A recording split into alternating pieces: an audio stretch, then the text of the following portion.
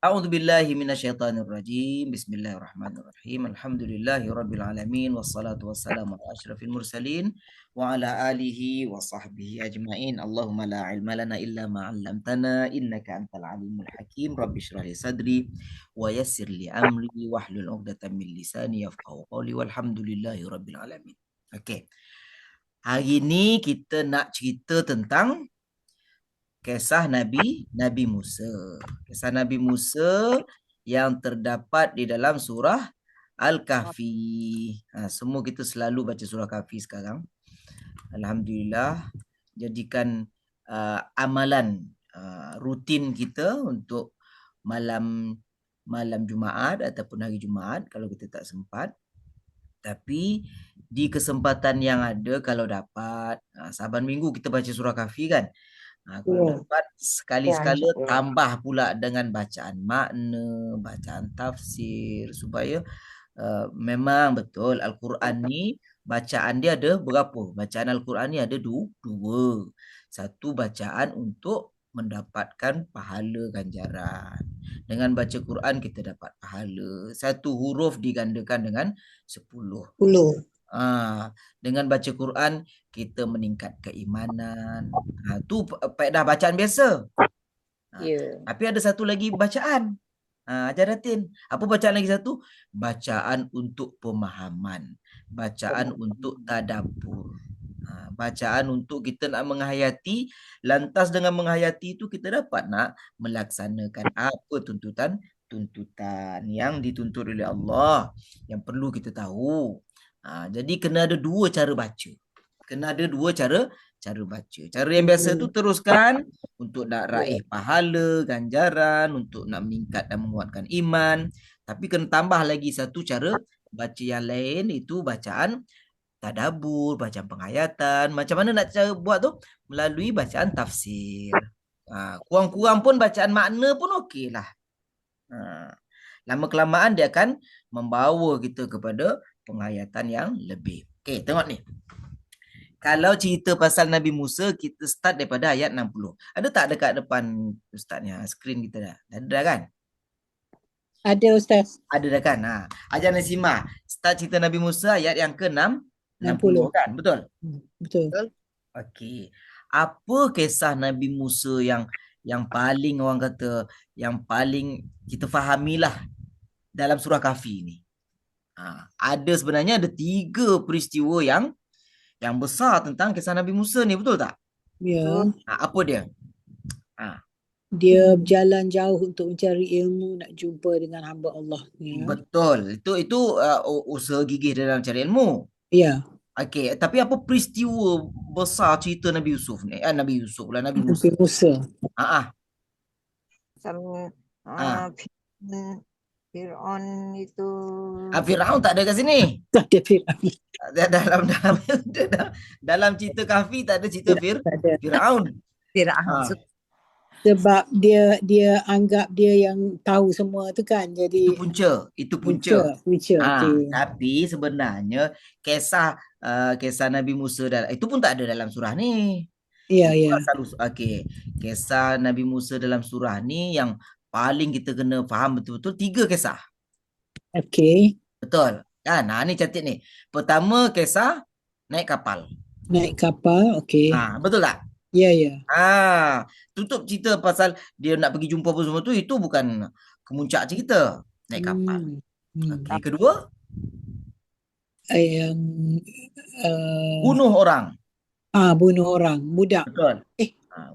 Bunuh pemuda. Bunuh. Okey. Yang ketiga? Yang buat tiang apa? Dinding. Bina tembok. Tembok. Bina tembok. 3 ni kita kena hayati, kita kena kaji betul-betul ni. 3 ni kita nak fahami betul-betul. Jadi sebelum start 3 cerita tu, nampak tak?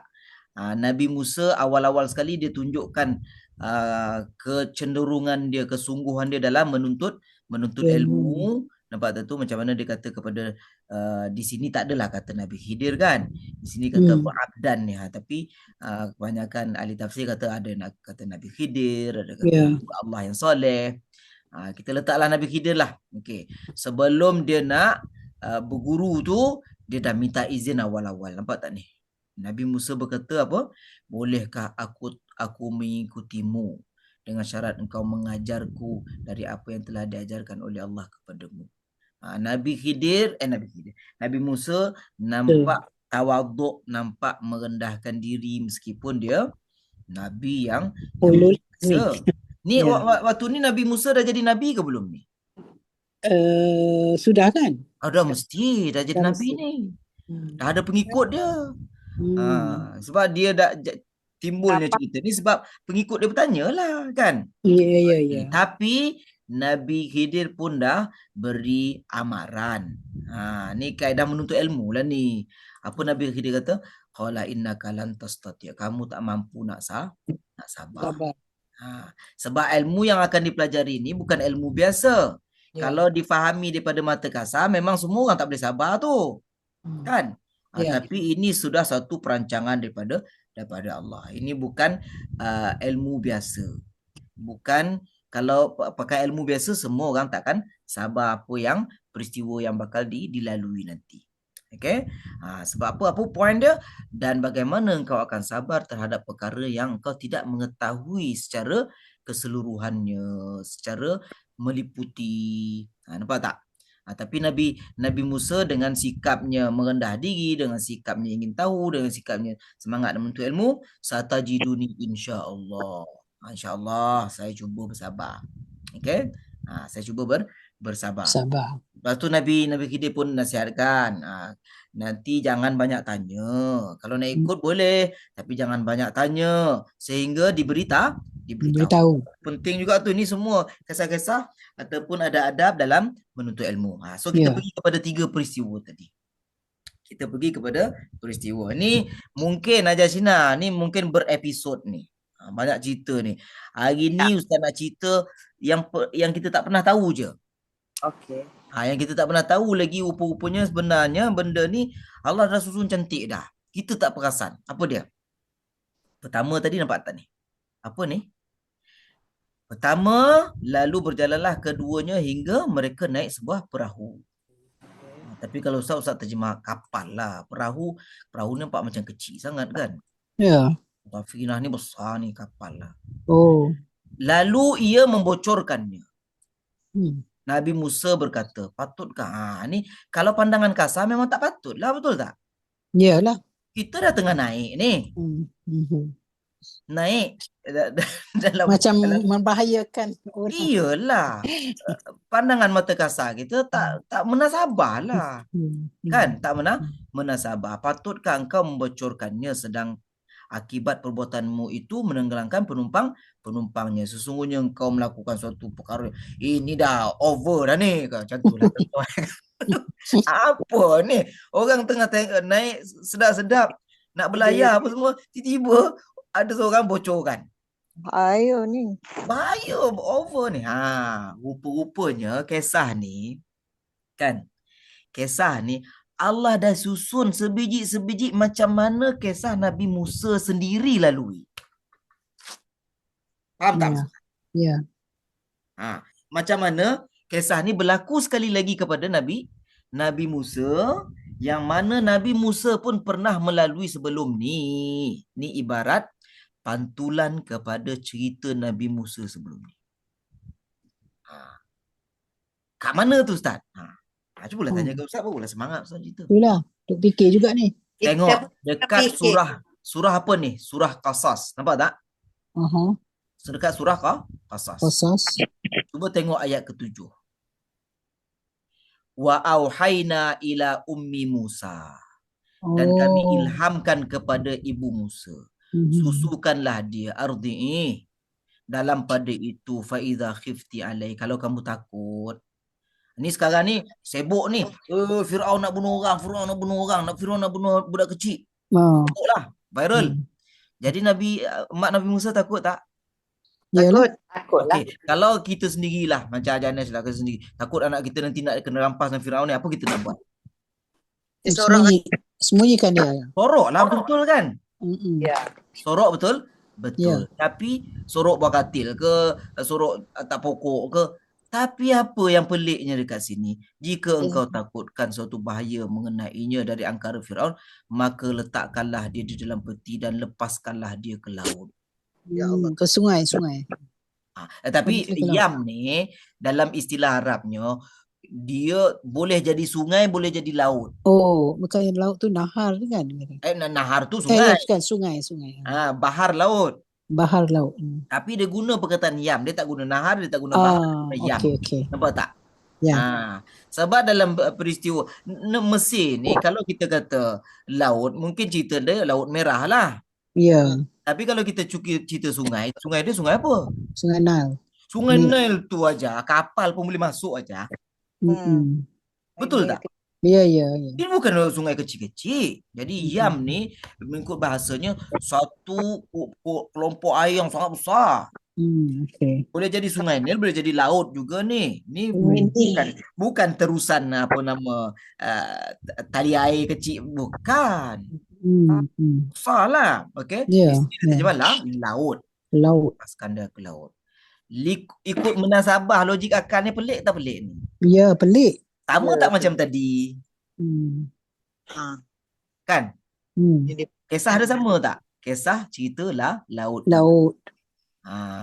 Nabi Musa sebenarnya ini adalah pantulan cerita Nabi Musa. Betul tak? Ya. Macam mana kalaulah Nabi Musa berfikir, awak tak fikir ke awak tebuk ni jadi kan tenggelam orang kan macam mana? Macam tu juga situasi ni. Nabi Musa tak fikir ke? Budak tu dah lah kecil lagi. Dihanyutkan. Hanyutkan pula tu.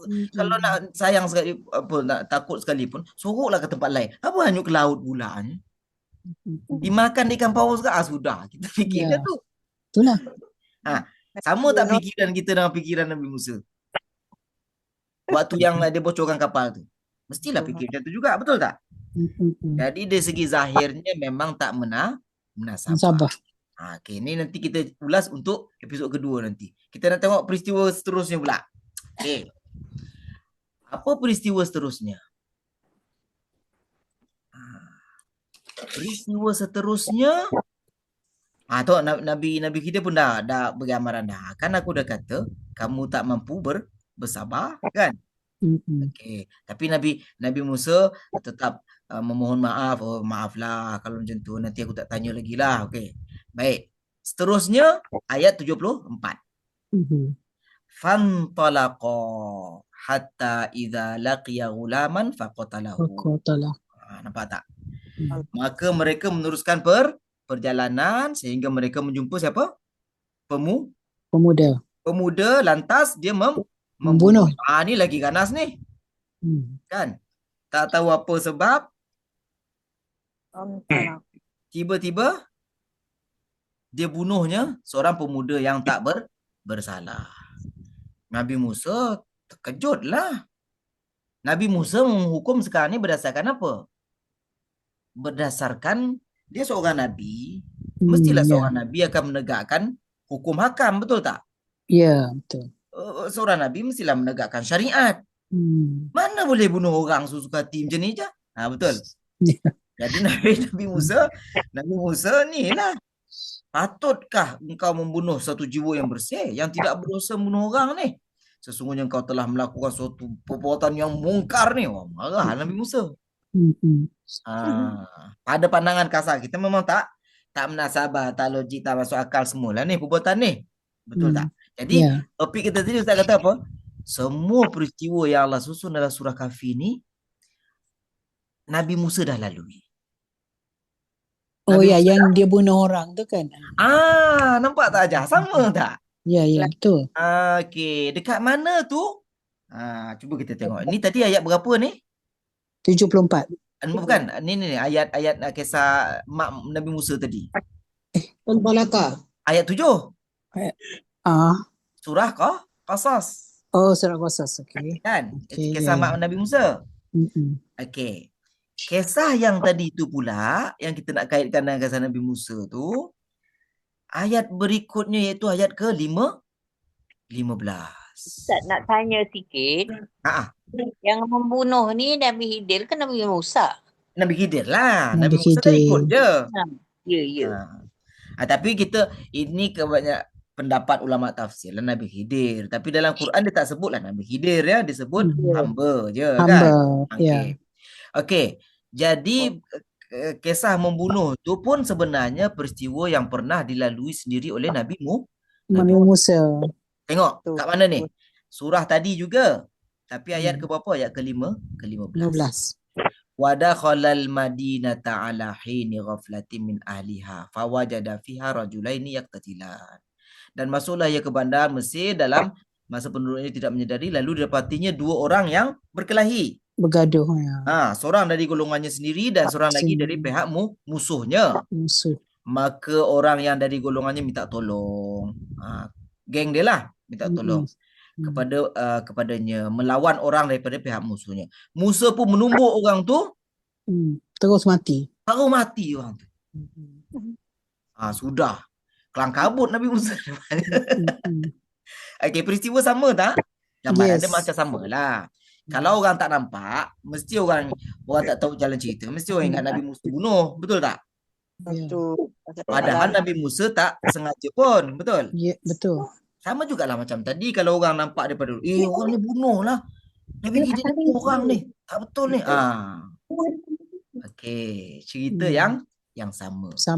Tapi kita tak tahu di sebalik kisah orang yang Nabi Khidir bunuh tadi tu, kita tak tahu apa cerita kesudahannya.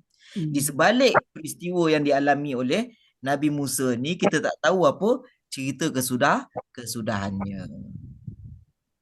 Yang kita tahu Nabi Musa bunuh orang. Sudah. Kita tahu kisah Nabi Khidir tadi tu pun bunuh orang juga. Tu nak gambaran kasar kita tahu.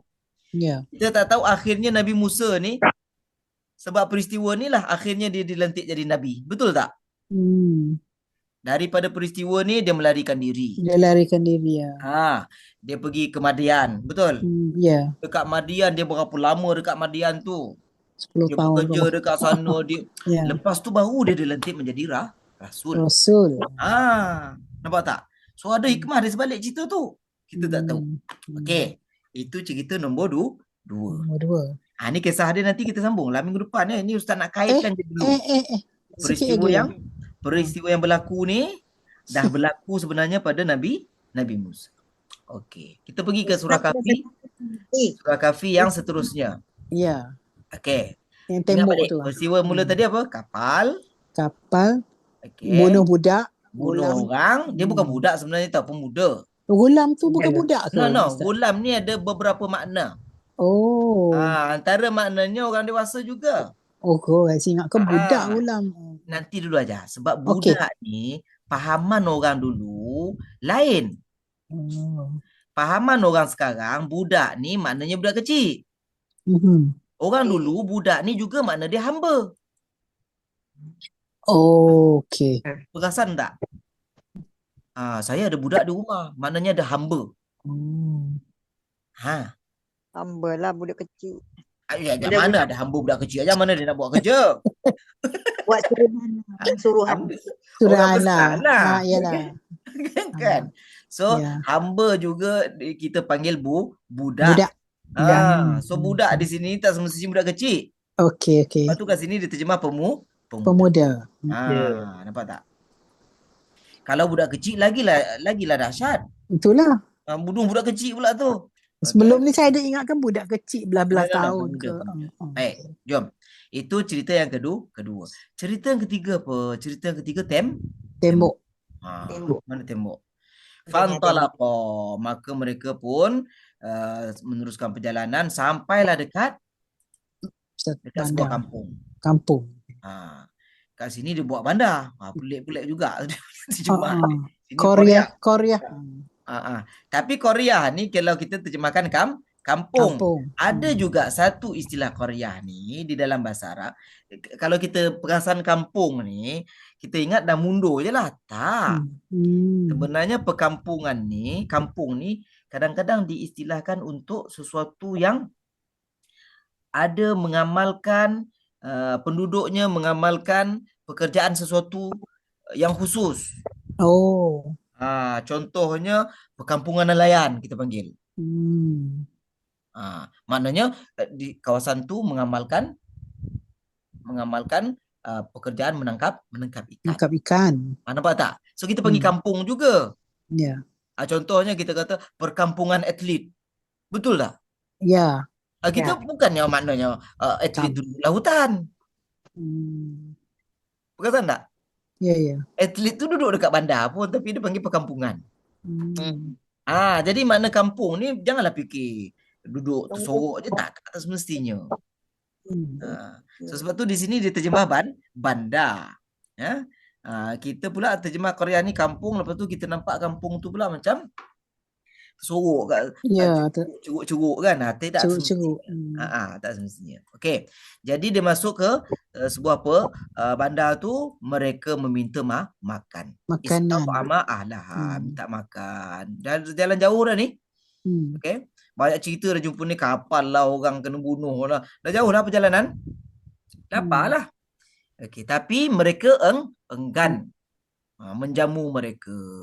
Kemudian mereka mendapati, Nabi Khidir dengan Nabi Musa mendapati ada tembok yang nak roboh, nak runtuh. Lalu dia membina semula. Nabi Musa sekarang ni tengah panah hati lah. Orang tak jamu. Betul tak? Ya. Lepas tu pula Nabi Khidir tolong pula bina pondok. Patutnya kalau macam ni mintalah upah. Kan? Kita dah penat-penat dah lah dia orang tak layan kita. Lepas tu kita tolong pula. Patutnya bolehlah minta upah. Kurang-kurang minta upah boleh dapat makan ke apa ke kan? Ya, ya. Jika engkau mahu, tentulah engkau berhak mengambil upah mengenainya. Nabi Musa pun duk komen lagi. Tadi kata tak boleh komen dah. Dia komen juga lagi. Bila dia komen, qala hadza firaqu baini wa baini. Habislah, selesai dah. Awak dah telah melanggar. Setakat ni ya. Setakat ni je lah. Okey. Okey. Saya ada lagi satu, Ustaz. Okey, sekejap. Ni. Apa cerita persamaan ni dengan kisah Nabi Musa sendiri? Persamaan ni apa Nampak tak? Dinding, tembok. Tembok ni apa? Itu Ustaz sekarang ni tujuan kita nak buat persamaan tu je dulu. Tadi apa? Tadi kapal. Kapal Kapal sama dengan kisah mak Nabi Musa hanyutkan dia ke laut. Okey. Yang kedua bunuh. Ya. Sama juga Nabi Musa pun ada bunuh. Dengan tak sengaja. Ketiga tembok. Tapi tembok ni isu sebenarnya ialah bantuan ataupun kerja kerja sukarela. Kerja amal. Kerja amal. Kan? Nabi Khidir nak buat kerja amal. Tapi Nabi Musa minta suruh ambil upah. Betul tak? Ya. Itu kisah dia. Benda ni sama juga berlaku kepada Nabi Musa bila kita tengok dekat surah Qasas. Nampak tak? Okey. Bila tengok ni, nampak ni, datanglah dari seorang lelaki dari hujung bandar dengan berlari, memberi berita, beritahu kat Musa, wahai Musa, sungguhnya pegawai Firaun sedang mengadakan perkatan terhadapmu. Mereka hendak membunuhmu, oleh itu pergilah dari sini. Jadi dia pun lari ketakutan lah Nabi Musa. Musa keluar negeri itu dalam keadaan cemas, takut. Kan, kok nanti dia kena tangkap. Dia pergi ke mana? Dia pergilah ke Madian. Betul tak? Ke Madian. Dan setelah ia meninggalkan Mesir dalam perjalanan menuju ke Madian, berdoalah dia, mudah-mudahan Tuhanku menunjukkan jalan yang benar kepadaku. Sampailah dekat sini, telaga dekat. Apa ni? Maka Musa pun memberi minum kepada binatang-binatang ternak mereka. Kemudian ia pergi ke tempat teduh lalu berdoa kepada Tuhan. Wahai Tuhanku, sesungguhnya aku sangat berhajat kepada sebarang rezeki pemberian yang engkau berikan. Nampak tak? Soalan dia, ada tak dia minta upah kepada dua orang perempuan tadi ni? Tak ada. Dia tolong nampak saja. tak, kisah tu dah sama dia laluinya. Yang lebih menariknya, Ajana simak, Ajadatin. Apa yang lebih menariknya? Susunan dia sebiji macam susunan ni. Dia tak Oh tukar. ya, Nampak tak? teratur sama. Teratur. Macam mana boleh jadi macam tu? Kalau bukan Rabbil Alamin yang susun kisah ni. Kisah pertama tadi siapa? Mak Musa. Ya, Betul tak? Ayat ke ya berapa? Ayat betul. ketujuh. Kan? Ayat ketujuh. Betul ni? Betul. Wa ahwana. Kisah kedua tadi kisah bunuh. Ayat 15. Ayat 15. Nampak tak? Ayat 15. Kisah yang ketiga dia bantu anak Nabi Shu'aib tu. Syuaib. Ayat ke ni. Ni Fasaqa ayat ke-24. Nampak tak? Ya, Di 24. dalam surah yang Sama. manakala di Qasas. surah Kahfi, surah Qasas. Manakala di surah Kahfi di dalam cerita yang sama. Berturutan. Kisah naik kapal. Nampak? Ya, Lepas tu kisah bunuh orang. bunuh orang. Lepas tu kisah buat amal iaitu membina tembok semula. Nampak tak susunan cerita dia? Susunan Berkait dengan hidup dia, apa yang Nabi Khidir buat tu. Tapi akhirnya Nabi Musa pun tak sabar juga. Tak sabar juga. Ini kita nak sambung minggu depan. Cukup tu. Jangan lupa Ustaz, nanti kita pula. Nampak tak? Ini kisah ni sangat menarik, sangat memberi kita inspirasi. Ustaz kena ingat tu minggu depan. Itulah ceritanya. Ustaz kita kena ingat Kak Ustaz. Kan kita kena ingat bahawa kadang-kadang pernah berlaku satu peristiwa kepada kita. Peristiwa tu sebenarnya nak kita jadikan pembelajaran untuk pelajaran yang akan datang. Cuma kita je tak perasan kan. Jadi seolah-olah macam Nabi Khidir sebelum dia bocorkan rahsia, dia cerita hikmah sebalik tu, dia soal Nabi Musa dulu. Kamu tak pernah ingat ke dulu kamu dihanyutkan oleh ibumu? Kenapa kamu tak tanya ibumu kenapa hanyutkan?